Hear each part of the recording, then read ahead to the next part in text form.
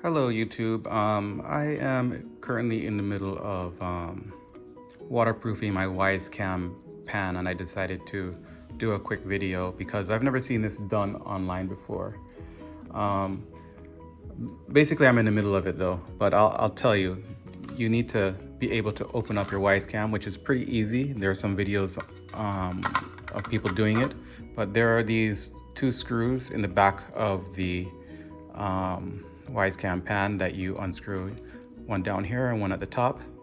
And then once you open it up, I think you unscrew these two screws here and then you can pull everything out. But watch one of those videos before you attempt this. This is going to be useful to a lot of people. I recently bought a remote control car for my son, and I was watching videos on it and how to waterproof it, and ran across this, which is called a conformal coating that you can spread on circuit boards and virtually make them waterproof. I mean, nothing in life is 100% waterproof, but I've seen tests with this thing where they put it on the circuit board and they dunk the circuit board in water and it's still working. So it's pretty good stuff. I did try to I put one of those silicone housings over the Wyze cam, and I don't find those things to be very weatherproof at all. In fact, I put one on there and I put it on my roof in the direct weather, and after about a month, the camera failed due to water, I think. So the only other one that I think would work is the completely that clear plastic housing that you put over it. That one would probably work a lot better. But aside from that, I'm going to show you guys how to put a conformal coating on the circuit board right here, and on the circuit board of the camera, if I can get into it, and make this thing virtually waterproof. So hang tight.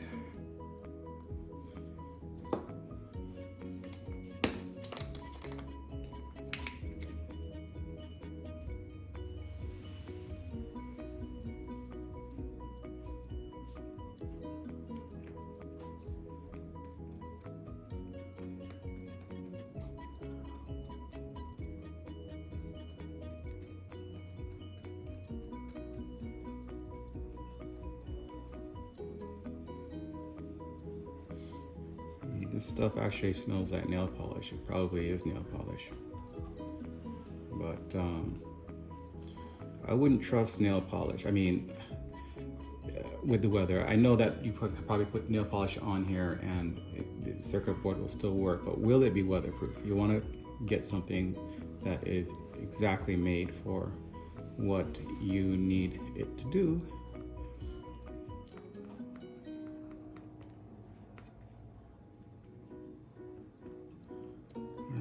So I think I got everything. I think everything is fine on this side of the board.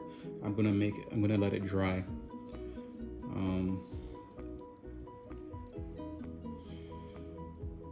Okay.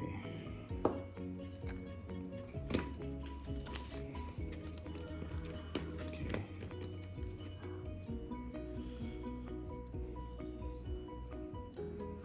I'm not gonna bother to unattach any of these wires. I'm just going to try and work around it.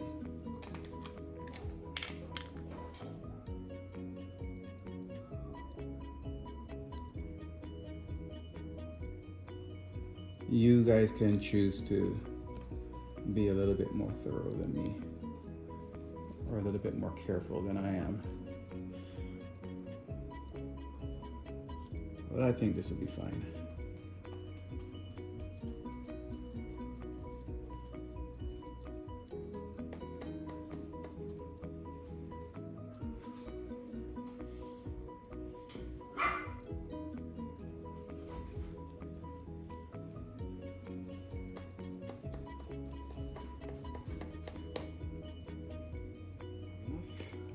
I think so.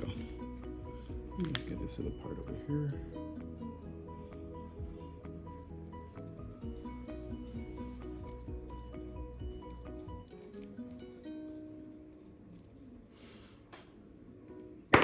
Shoot. This way. A lot of my conformal coating. Wow.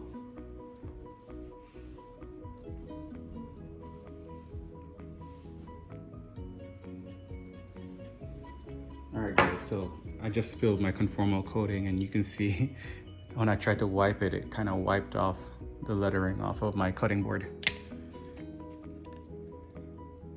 Oh well, life happens, right? And I spilled a lot of my conformal coating, but I mean, that's enough. That'll probably last me a lifetime anyways. So it wasn't that bad. I'm not gonna cry about it. All right, so I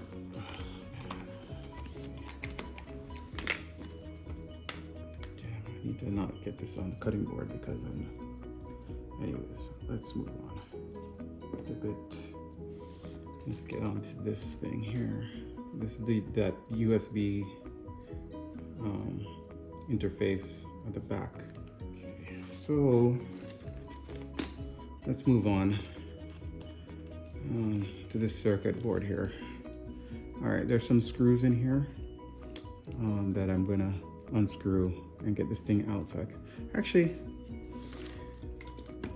yeah, I think I'm going to unscrew it because I want to get on the other side of the circuit board as well.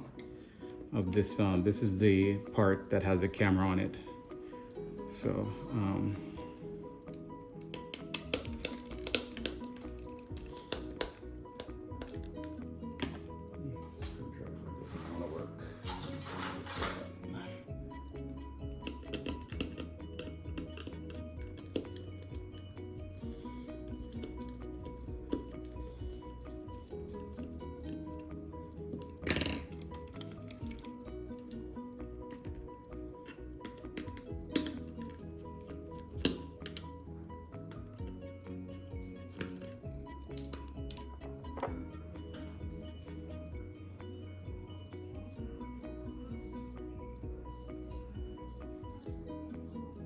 gotta be really careful around here because this is the optical sensor. Don't want to get any of the conformal coating on the sensor. All right, now for the other side. Let's see what's under here. This might turn out to be a don't try this at home video.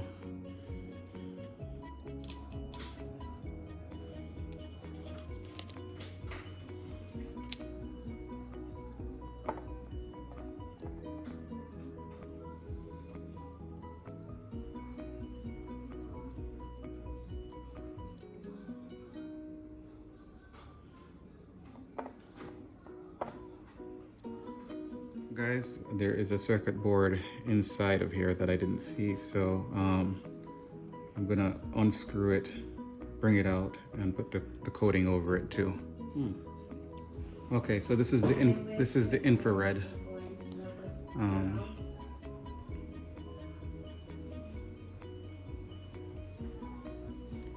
not gonna actually put the conformal coating on top of the infrared, but around it.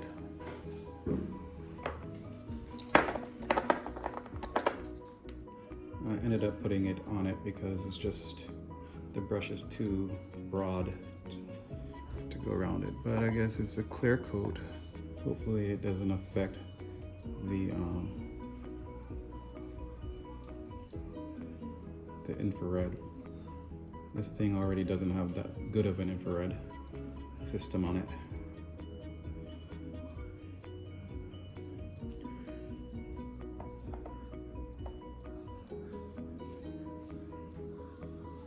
In some cases, I put old CMOS, DVR camera.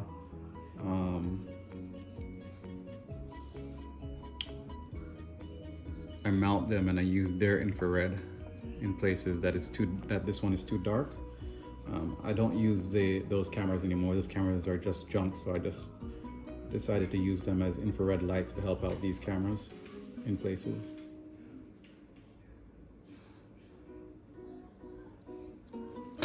Oops. Okay.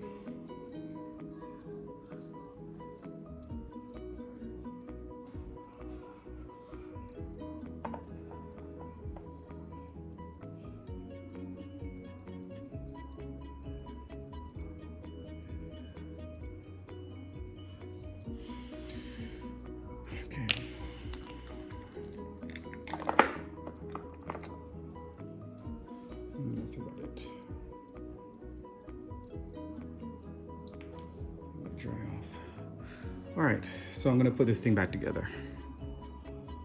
Test it out.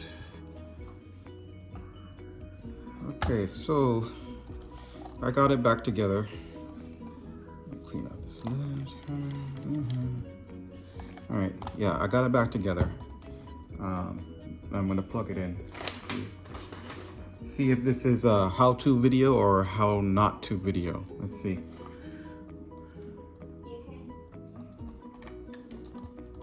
You can go. Okay, this suspense is killing me.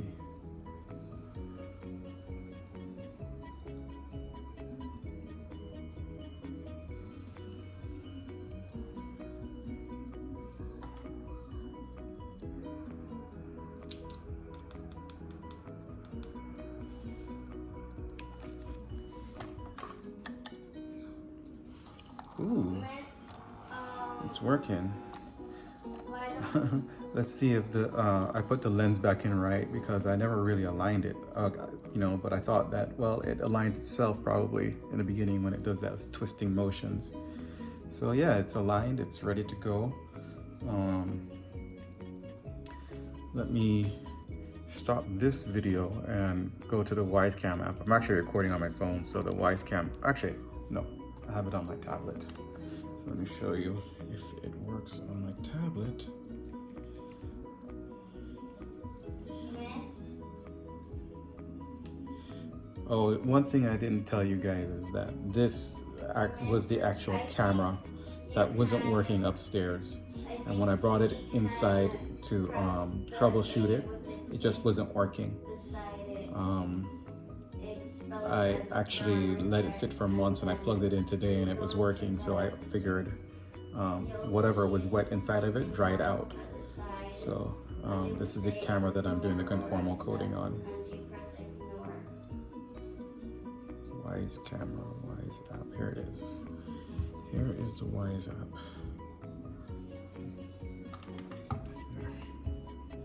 Okay.